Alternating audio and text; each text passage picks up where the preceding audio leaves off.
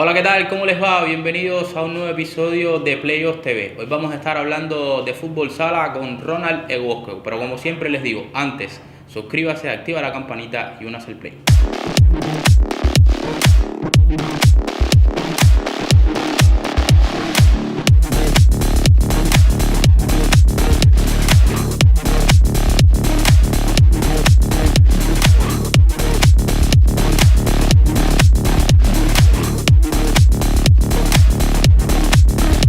Bueno, como les decía, hoy vamos a estar conversando sobre fútbol sala con Ronald Egosco. ¿Qué tal? ¿Cómo te va? Bien, bien, todo bien. Gracias por la invitación. Bueno, vamos a comenzar por el inicio. ¿Cómo llegas al fútbol? ¿Dónde naciste? ¿Cómo es ese camino hasta llegar hasta descubrir el fútbol? Yo nací en el municipio de Octubre. Desde temprana edad realmente lo que jugaba la pelota. Pero no sé, yo estuve jugando oficial incluso ahí en la Alfredo Sosa con Mallorquín. Pero siempre en el barrio y eso, en los torneos de barrio, jugábamos bastante fútbol. Y ya, para lo que era la diversión, para divertirnos como tal. Ya poco a poco, sobre los 14, 15 años, lo empecé a tomar un poco más serio. Comenzaron en Santo Suárez, los famosos Mundialitos de Aguayo, donde el difunto Lotina organizaba todos esos mundialitos que eran de vallita, pero jugaban todos los jugadores de fútbol sala, incluso equipo nacional de fútbol 11, porque tenía realmente bastante nivel. Y comencé a jugar esos mundialitos, que eran torneos de barrio, pero ya te digo... ¿Qué año me estás hablando? Estoy hablando sobre el 95, 96. O sea que además en esa época estaba lo que era la liga de los hoteles. Exactamente, tal. era la época de ir a los hoteles. Recientemente había llegado el equipo Cuba del Mundial del 96. Todos esos jugadores salas jugaban ahí en el... ¿Y tú tenías 14? Yo tendría ahí, yo nací en el 80, 15 años. 15, 16 años empecé a jugar los Mundialitos de Aguayo. Al segundo año, el entrenador de Aguayo en ese tiempo habla conmigo y me pide entrenar con ellos para los torneos. Todavía estaban los torneos de los hoteles en el Taloncillo Martí, el que está en Malecón. Y es que empiezo a entrenar con el equipo aguayo y ahí de manera oficial ya empecé a conocer todos los entresijos de futsal y a entrenar directamente con aguayo y por ahí empecé. O sea, nunca pasaste por el fútbol 11, ¿no? Porque generalmente se pasa, muchos comienzan por el fútbol 11 y después van a... Sí, generalmente, ahora quizás no tanto, pero en ese tiempo sí existía la pirámide de la IDE, la ESPA. Hay muchos jugadores, de hecho, de futsal que fueron grandes jugadores de esa época, venían de fútbol 11, incluso como Freddy, como Juan Carlos Portal, Alberto Guerra, que hicieron equipos nacionales en el fútbol 11, lo que después se decantaron para el sala. Y todos ellos jugaban ahí en el Mundial de Aguayo, y ahí empecé a conocer todo ese mundo y bueno, por ahí fue que empecé. Se puede decir, porque bueno, hemos tenido también la oportunidad de conversar con Freddy sobre aquella época. Obviamente tú eres una generación que vino después.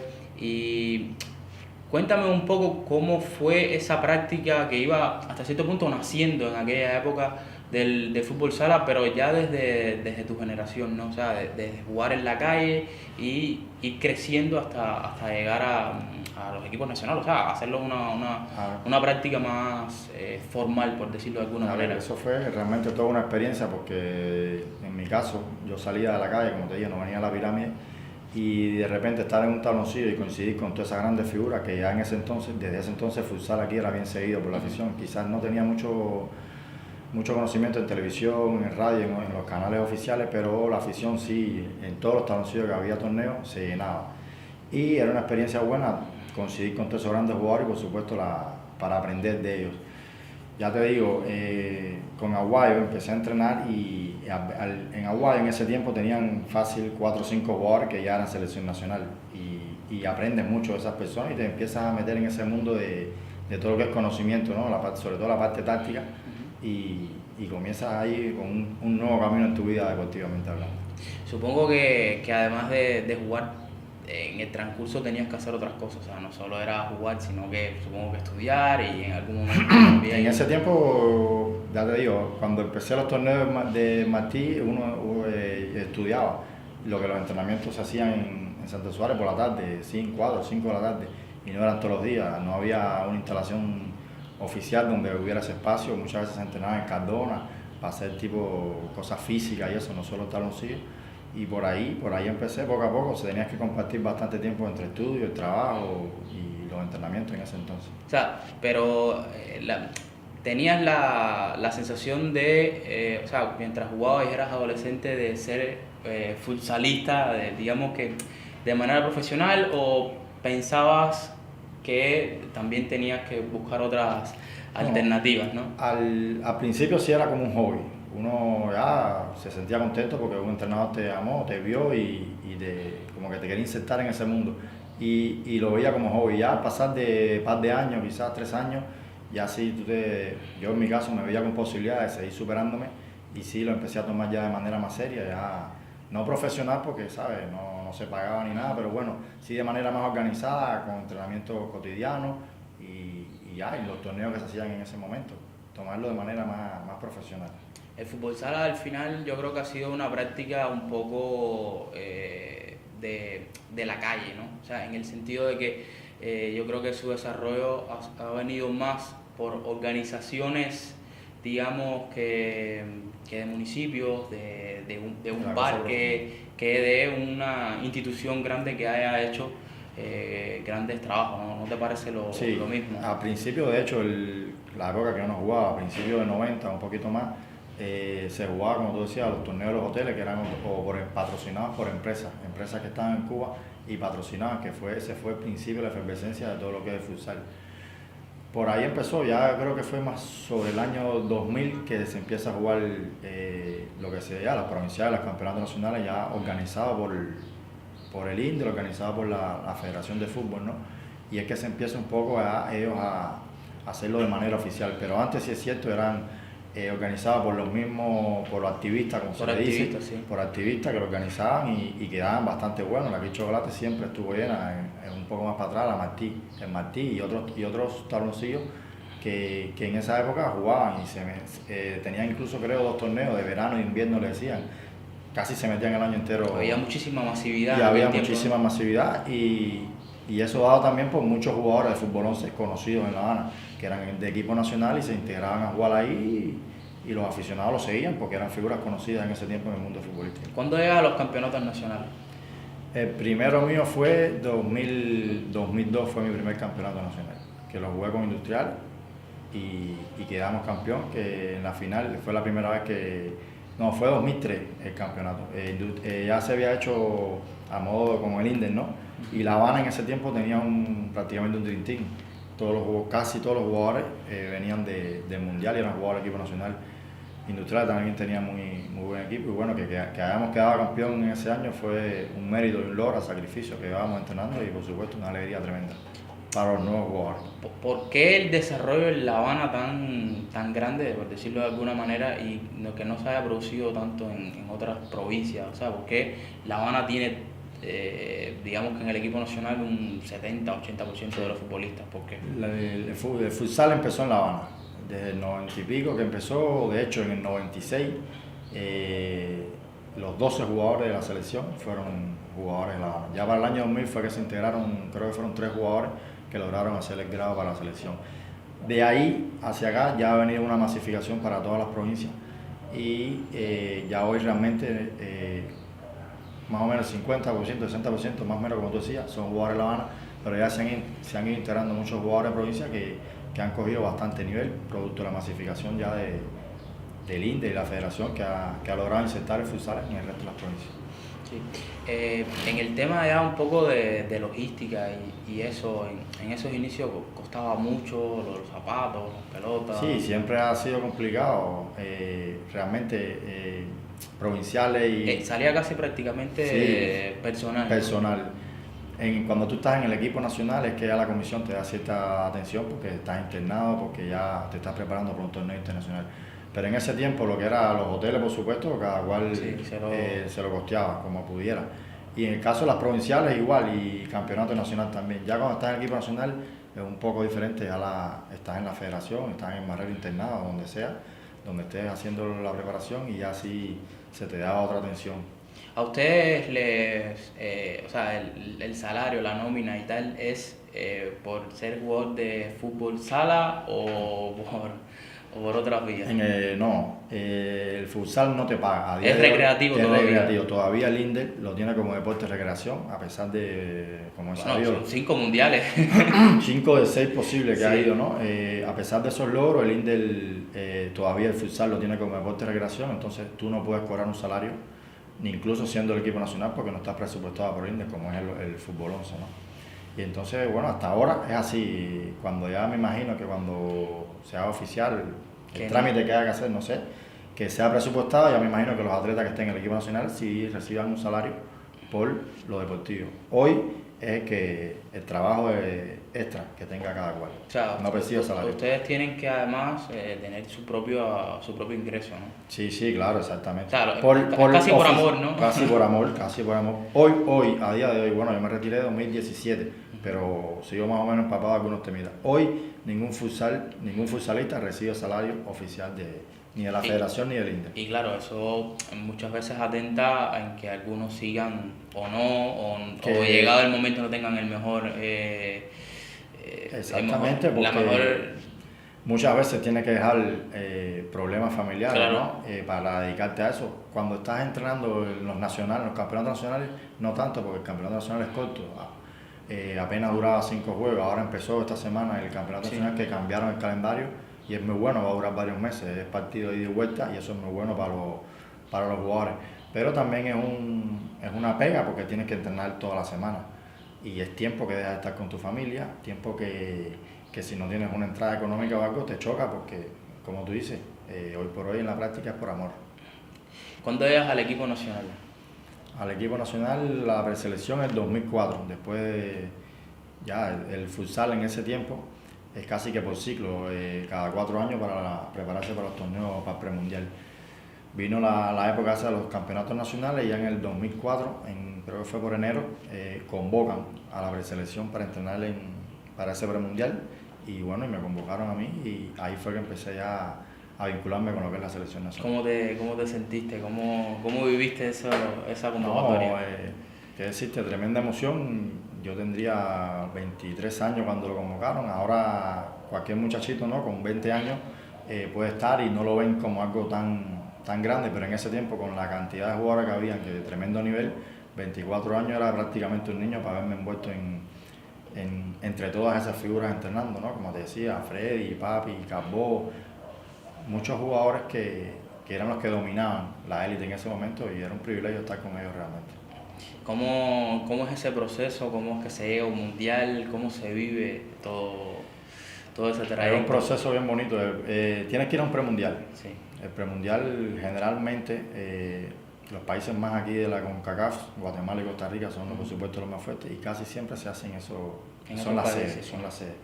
Ahí va a un premundial, era un grupo de 4 y 4, clasifican los 2 primeros y después semifinal cruzada. Pero ya el nivel ahí es un poco más alto y sobre todo ahora en estos tiempos que ya se ha como que profesionalizado un poco más el deporte. Antes Costa Rica y Guatemala nosotros jugábamos bastante con ellos, ganábamos, perdíamos, pero era bastante parejo el nivel. Pero hoy por hoy Guatemala y Costa Rica nos han sacado. Y se han sumado otros. Y se han sumado otros jugadores que le están poniendo un poquito más de intención, un poquito más de ganas a algunos países que indiscutiblemente han elevado el nivel y nos ponen a nosotros como contra las cuerdas. Porque nosotros realmente nos hemos quedado un poco atrás por problemas económicos, por varios problemas, pero la realidad es que hoy por hoy ganarle a Guatemala y Costa Rica es bastante complicado. Se hace muy difícil. Complicado. Guatemala sí, ellos siempre hacen giras. Ellos siempre que se preparan muy fuerte para lo que es el premundial, siempre tienen 10 días, 15 días con Brasil, que juegan con el equipo de Brasil. No juegan con un club, juegan con la nómina completa que tenga Brasil en ese momento. Y por supuesto, cuando juegas con 3 partidos con Brasil, ya el 4.º partido tú tienes, por lo menos la dinámica esa el día a día, te enfrentas a otro equipo que es en cuanto a nivel competitivo menor que tú y se nota la diferencia. Háblame de los mundiales. ¿Cómo se vive un mundial de futsal? Bueno, para un atleta el mundial es lo máximo, ¿no? El 11 lo tiene quizás un poquito más complicado porque hay mucho más nivel en general, pero bueno, sea lo que sea, el mundial es el evento cúspide que puede aspirar un atleta. tú sentir cantar el himno. ¿Cuántos estuviste? En uno. En el 16. En el 2012 fue el único que no clasificamos. Sí. Estuvimos en Guatemala pero no perdimos el último partido con México, que era el que nos definía, y no pudimos clasificar.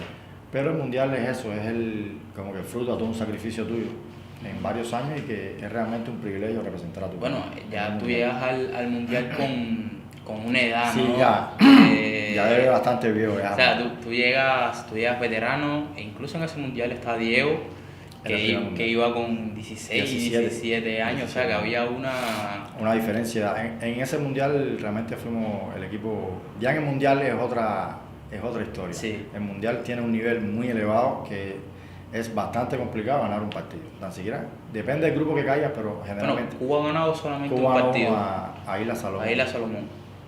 Pero ahí en el grupo nosotros fue con Egipto, fue el primer partido y Egipto es uno de los punteros. Por allá llegaron a estar ganando Llegamos a estar ganando y después se nos complicó el partido y perdimos. Pero en ese equipo había realmente una mezcla de experiencia con juventud y logramos formar muy buena dinámica. Tuvimos muy buena preparación ese 2016, realmente. Fueron a Brasil, incluso fuimos a Brasil y jugamos con el equipo élite de Brasil. Estaba Falcao, estaba Ferrao, estaba todo el equipo que un mes después iba a ir a Mundial y logramos jugar. Esa preparación fue muy buena, pero ya te digo, ya en el Mundial es otra película, el nivel ahí es demasiado alto. Y uno hace todo el intento por jugar, pero realmente esa gente, el nivel competitivo de esa gente es muy elevado. Tácticamente, técnicamente son superiores a nosotros. En el futsal pasa algo, ¿no? Que si uno sigue el fútbol 11 normal, se puede llegar a sorprender, ¿no? Que hay países que tú dices, bueno, aquí el no fútbol, tienen tradición. Y cuando juegan el futsal, bueno, Uzbekistán, Kazajstán, el propio Rusia. No, Rusia hoy por hoy está en la élite. Por eso. Top 5 me imagino que debe estar fácil. Fíjate, en ese caso está Irán, por ejemplo. Irán también. Irán eliminó a Brasil de octavo. Irán yo creo que hoy por hoy es de esa zona el mejor equipo, el de más nivel. ¿Por qué? Porque se inserta, tienen muchos torneos todo el año. Son jugadores profesionales y ya te digo, cuando llegan al mundial se les nota la diferencia del elevado nivel que tienen. ¿Tú crees que con las posibilidades que hay hoy que todavía como tal no ha llegado al fútbol sala, o al menos yo no tengo conocimiento, de poder insertarse en otras ligas, ustedes pudieron haber hecho un poquito más? Sí, se podía haber hecho un poco más. Lo que el fútbol sala tiene una particularidad, no está tan profesionalizado como el fútbol 11. Ellos tienen ligas, pero los países más, Costa Rica, Guatemala, por supuesto Brasil, sí tienen ligas profesionales que le pagan a los jugadores. Muchas de esas ligas son torneos como el tercer campeonato nacional que no les pagan, o los jugadores tienen que trabajar para tener la mitad de un salario y aparte le pagan algo. Pero no todos los países del área se les paga solamente por jugar futsal, y por eso es que yo me imagino que se complica un poco más el tema de los posibles contratos. Pero te hablo de la zona de la CONCACAF, ¿no? Uh-huh. Pero para Europa sí, por supuesto, sí. Para Europa pero bueno, para jugar en primera división de Europa no van a mirar realmente un jugador de Cuba, porque el nivel cuesta mucho trabajo. El caso de Diego, ustedes lo entrevistaron, uh-huh. Diego está jugando, creo que es una tercera. Tercera de ahora. Y ya el paso de tercera tan siquiera para segunda ya es un paso bastante grande, porque también está en España, ¿no? Un país, por supuesto, con tremenda tradición. En tu opinión, cuál es la gran diferencia técnica, táctica? La gran diferencia es abismal en todo. Técnicamente y tácticamente. Recuerda que son países que por lo general vienen de una tradición fuerte de fútbol. Y ahora desde hace unos años para acá es que se viene conociendo lo que es por las redes, por videos, por los canales oficiales, lo que es la parte de futsal, pero esos equipos llevan muchos años jugando a futsal y teniendo ligas súper profesionales. La mejor liga hoy por hoy es España, juegan muchos extranjeros ahí, todos estos brasileños, es la liga que mejor se va. Y realmente es una diferencia abismal porque son profesionales y son de entrada, aparte del nivel de cada atleta, los entrenadores tienen mucho nivel táctico, porque son entrenadores que tienen cursos, que están preparados, son FIFA, y se enfrentan a eso el día a día y elevan mucho su nivel y por lo tanto eso se transmite después hacia juego como tal. Freddy me decía que en los inicios era un poco autodidacta, ¿no? O sea, era un poco, bueno, vamos a intentar hacer esto, ¿Cómo ha evolucionado eso en Cuba? En Cuba ha evolucionado bastante positivamente. Los aficionados aquí siempre están en la pelea que si el futsal de antes era mejor que el de ahora en esa comparación. Yo sí pienso que el futsal de antes tenía mucho más nivel técnico que el de ahora. Individualmente tenía mucho más nivel técnico. El caso de Frey son jugadores, como te decía, que venían de la pirámide, como tal, de fútbol 11 y después se integraron a salas, pero tenían mucho nivel técnico, donde yo pienso que se le ha superado en esa generación en lo que es tácticamente. Producto del desarrollo del mismo deporte, está YouTube, están los cursos FIFA que se han venido dando y tanto entrenadores como jugadores, tácticamente sí se ha mejorado mucho. En ese tiempo es lo que el ejemplo que tú me ponías, individualmente eran muy buenos, pero tácticamente eran no malos, pero había muchos niveles extranjeros. Iban solucionando las cosas por capacidad. Por capacidad, exactamente. Ya ahora para acá hemos involucionado un poco en la capacidad individual de cada jugador, pero en colectivo hemos ganado mucho. ¿Por qué crees que hemos involucionado? Producto del desarrollo diario, y es cierto, pasar por la pirámide, aunque tú vengas de fútbol 11, es un know-how que te da tremendo, a pesar de que el fútbol sala tenga sus características técnicas. Pero si tienes un buen nivel técnico de fútbol 11 que te lo da la pirámide, haciendo algunas correcciones particulares para el futsal, te ayuda bastante. Sí, ahora pisar la pelota, elementos técnicos de futsal. Ahora, ¿qué pasa? Que hay muchos jugadores que salen de la calle, como salí yo, ¿no? Pero realmente llegan a los campeonatos nacionales o incluso al equipo nacional con muchas deficiencias técnicas. Y tú al campeonato nacional o nacional debes llegar en teoría a perfeccionar, a superar tus elementos, pero no aprender algunos elementos básicos de futsal. Claro, aquí en futsal no hay una escuela, no hay nada, pero bueno, en ese camino tienes que ir logrando tú mejorar para cuando llegues ya a un equipo o al equipo de tu provincia o al equipo nacional, solamente perfeccionar tus conocimientos y tu técnica. El futsal sigue siendo de la calle. Sigue siendo de la calle. No hay académica, no hay nada, sigue siendo de la calle, pero...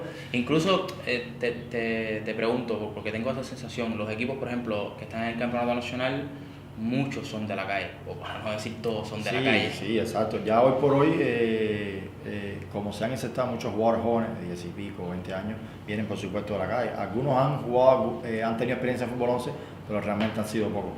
La Habana tiene terreno ganado en cuanto a las provincias, que La Habana tiene 2 equipos y realmente, como tú decías, tiene mucha más masividad. Y ahora, sobre todo para los entrenamientos en campeonato nacional, tienen problemas para entrenar en cuanto a tabloncillo, pero siempre se soluciona algo y entrenan, tienen un cierto tiempo para entrenar. Ya en las provincias es un poco más complicado, pero poco a poco lo hay que ir ganando en cuanto a llegar a su equipo nacional con mucho más nivel técnico, para ya no tanto Cuba, sino para enfrentar los torneos internacionales, que el nivel ha aumentado muchísimo.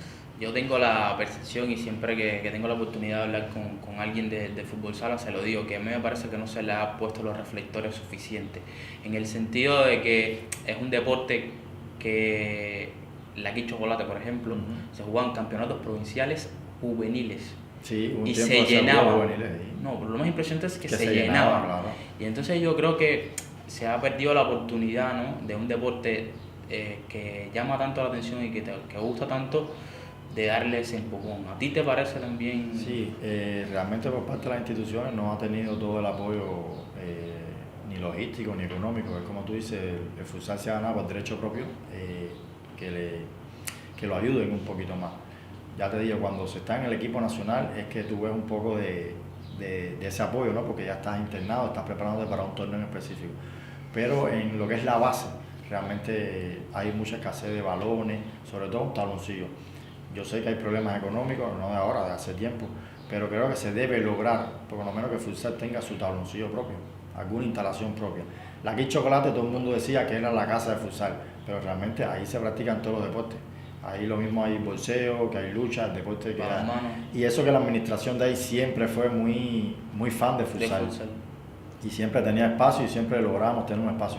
Pero no era una instalación realmente propia. De tú decir, si estoy entrenando y quiero hacer un entrenamiento específico y quiero entrenar a las 6 de la tarde, voy a entreno. Eso no se puede lograr hoy. Y creo que son cosas importantes. Y también lo de insertar ya en el presupuesto del INDER el futsal, para tener más o menos los mismos privilegios que puedas tener otro deporte. Por supuesto, el deporte es priorizado, nadie quiere que tú priorices futsal más que pelota, voleibol, básquet, pero sí darle un apoyo, un incentivo a los atletas. Ronald, al final sí, estoy hasta cierto punto de acuerdo contigo, o sea, pelota, el básquet, el voleibol, que al final hemos tenido tradición y hemos tenido incluso alguna que otra medalla olímpica, sobre todo en el voleibol, pero del 96 para acá, yo creo que salvo el béisbol, el deporte que más mundiales ha participado a nivel colectivo es el futsal. A nivel colectivo. O sea, no estamos hablando de... un año, creo que fue el mismo que nosotros, 2016, que creo que no hubo deporte colectivo con pelota que haya, no sé, ni tan siquiera sido olimpiada, que no haya participado en torneos oficiales extranjeros. Creo que el único deporte colectivo que participó de pelota fue el futsal. En ese año que fuimos por eso digo, ¿no? Me parece que se lo han ganado, por lo menos la posibilidad de dejar de ser un deporte recreativo. Ya eso sería tremendo paso, porque para lo mismo beneficioso para los atletas y por supuesto para los entrenadores. Ya a lo mejor cuando seas campeonatos nacionales, no, pero ya cuando tú estés insertado para un torneo en la selección nacional, que tú cobras un salario, es un incentivo extra. El futsal no es como el fútbol 11, que pueden entrenar todo el año. El futsal solamente a día de hoy se prepara cuando hay torneos internacionales, 2 o 3 meses. La selección nacional, cuando hay 2 o 3 meses, 4 meses, lo que se determine. Pero solamente se prepara cuando hay torneos internacionales a nivel de selección. Pero por lo menos no sé bien cómo es el tema del pago, pero si te pagan sin entrenar, pero bueno, por lo menos si entrenas esos 3 meses, que te paguen un salario esos 3 meses. Y la otra posibilidad es regresar un poco a lo que fue la Liga de los Hoteles en algún momento, ¿no? También tener esa posibilidad de patrocinio, de promoción, que... Yo creo que debemos ir ahí ahora con... Si el INDER no tiene cómo, bueno, exacto, que se ayude con otras cosas. Yo no sé mucho de ese mundo de publicidad y comercial, pero yo estoy casi seguro que si se hace un buen trabajo de convocatoria, de activismo con algunas empresas del país, empresas estatales, no solo de los medios dependientes, contrapropistas, yo estoy seguro que muchas empresas estarían en condiciones de hacer cierta publicidad, a lo mejor de darte un short, un pullover, el dinero que hace falta, no sé, coordinar eso. Yo creo que ahora con todos estos cambios que se están haciendo, sí es perfectamente viable esos patrocinios con empresas. Es cierto, si el INDER no tiene capital, logística para enfrentar eso, bueno, vamos a buscar variantes que yo creo que pueden ser perfectamente viables y seguro las instalaciones se van a llenar, porque aquí, por lo menos en La Habana, los aficionados les gusta mucho el futsal. Ahora recientemente, como decía, empezó el campeonato nacional. El primer día en la Ramón Fon estaba bastante llena. Una grada completa estaba llena y no se le ha dado mucha promoción por los medios. La gente lo sabe de boca en boca y le gusta al cubano, en este caso La Habana, ¿no? Le gusta el futsal y va a ver y ahora hay muchos jugadores jóvenes que se empiezan a seguir y gusta mucho. ¿Qué te pareció lo de la Kiss Chocolate? O sea, que ya se dejara de tomar. Me hablabas que no era de ustedes, pero sí, digamos que a nivel popular sí era de ustedes. Sí, a nivel popular muchos aficionados y atletas se sintieron molestos, ¿no? O tristes, porque esa, como te decía, era la casa de futsal, a pesar de que no fuera la instalación propia, pero nunca tuvimos pero y siempre pudimos jugar ahí. Y al ver que se destruyó para hacerlo para otras cosas del país, los aficionados se sintieron muy tristes, y amén de que se destruyó la Kiss Chocolate y no hay otro tabloncillo que pueda sustituir un evento, los eventos provinciales, pero que haya esa seguridad de que puedes tener un evento en la Ramón Fon.